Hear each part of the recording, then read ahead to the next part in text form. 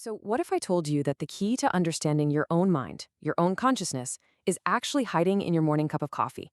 It sounds kind of out there, I know, but that's exactly what we're going to get into today, all through the incredible insights of author Michael Pollan.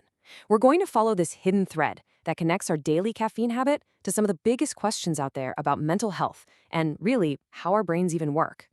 So here's our game plan. We're going to start with something we all know or think we know, coffee, and its unseen price tag.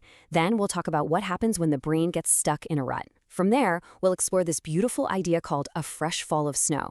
We'll look at what it means to switch off the ego, and finally wrap up with how we might be able to rewire our own brains, no drugs required.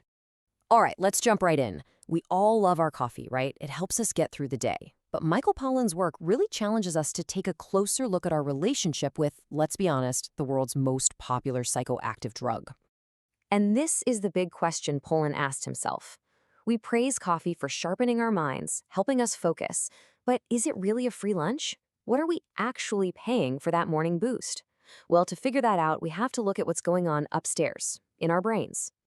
Okay, I want you to meet a little chemical called adenosine. Think of it as your brain's natural sleep timer. As you go about your day, from the moment you wake up, adenosine starts to build up. And this creates something called sleep pressure. It's basically the chemical that makes you feel more and more tired, signaling that it's time for bed. But this is where caffeine comes into the picture. See, here's the really clever trick that caffeine pulls. The caffeine molecule is a master of disguise. It looks so much like adenosine that it can slide right into the adenosine receptors in your brain, blocking them up. And the result? Your brain never gets the, hey, I'm getting tired memo. But, and this is so crucial, caffeine isn't creating any new energy. It's just masking your fatigue. It's basically an energy loan you're taking out from your future self. And that loan always comes due. We've all felt it. It's called the afternoon crash. And this leads to a cycle millions, maybe billions of us are in every single day. That first cup of coffee in the morning. It doesn't really make us superhuman. For most of us, it just brings us back to what we now consider our normal baseline. That groggy, foggy, can't think straight feeling you have before your coffee, that's not your true self. That's withdrawal. We've just gotten used to it. When Michael Pollan decided to quit caffeine cold turkey for 3 months for his book, this is how he described the feeling.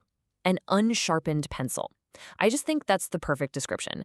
It's this dulling of the mind, this inability to get a sharp point on your thoughts, that really shows you how deeply this simple drug gets tangled up in our day-to-day lives. Now, this idea of being stuck in a chemical cycle, it's a perfect bridge to our next topic. Because what if our brains can get stuck in ruts that are way, way deeper than just a chemical dependency? What if our very thoughts can get stuck in these rigid, unhelpful habits? And this is where Pollan's work gets really interesting. He suggests that just like our bodies get stuck in that caffeine loop, our minds can get trapped in their own loops. He found that a lot of different mental health challenges, depression, anxiety, addiction, they might all share this common thread, a kind of rigidity where the mind just gets trapped playing the same negative thought patterns on repeat. So if the problem is a mind that's stuck in a rut, how in the world do you get it unstuck? This brings us to a really beautiful metaphor that neuroscientists use to explain how certain compounds might work on the brain. I absolutely love this analogy. Just picture it. Your mind is a big, fresh, snowy hillside, and your thoughts are like sleds. The first few times you think a certain thought, it's like creating a little track in the snow. But if you keep thinking that same thought over and over, those tracks get deeper and deeper until they become these worn-in grooves. And after a while, it's almost impossible to sled down that hill without your sled just automatically falling into one of those old, familiar ruts. So this is the whole idea in a nutshell. A psychedelic experience in this model is like a massive blizzard that comes and covers the entire hillside in a fresh blanket of snow. Suddenly, all those old, deep ruts are gone. They're filled in. Now, this doesn't magically solve all your problems, but what it does do is create this precious, temporary window of opportunity. A chance to steer your sled down a completely new path, to forge a new trail before the snow settles and new habits start to form. But what part of the brain is actually digging those grooves in the first place? Let's take a look under the hood at the brain's main control center and see how it gets affected. So, let's talk about the default mode network, or DMN for short. It's a network of different brain regions that are most active when we're not really focused on anything in the outside world, when we're just daydreaming, thinking about ourselves, mind wandering. You could almost say it's the neurological home of our ego. It's the part of us that's constantly telling the story of who we are. Yeah, the DMN is a busy place. It's where your sense of self lives. It's what allows you to do that mental time travel into the past to regret things, or into the future to worry about things. And in conditions like depression, this network can become hyperactive, basically locking people into those rigid negative loops we were just talking about. And here's the part that is just so wild.